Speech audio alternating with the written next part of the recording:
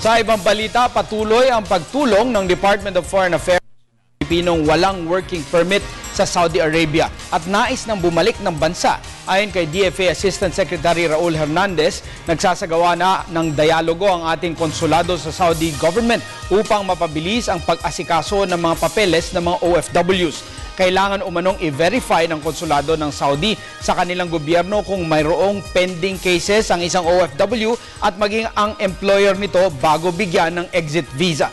Ayon sa batas ng Saudi Arabia, 6 na buwang makukulong o multang 200,000 Saudi riyals ang kailangang bayaran ng isang OFW kung ito'y mapatunayan na nag-overstay.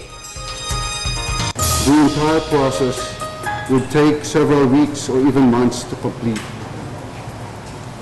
We therefore appeal to our kababayans in Saudi Arabia who are similarly situated to remain in their respective accommodations while our embassy and consulate are processing requests for assistance. Please do not risk your health and safety by setting up camps and exposing yourselves to the elements.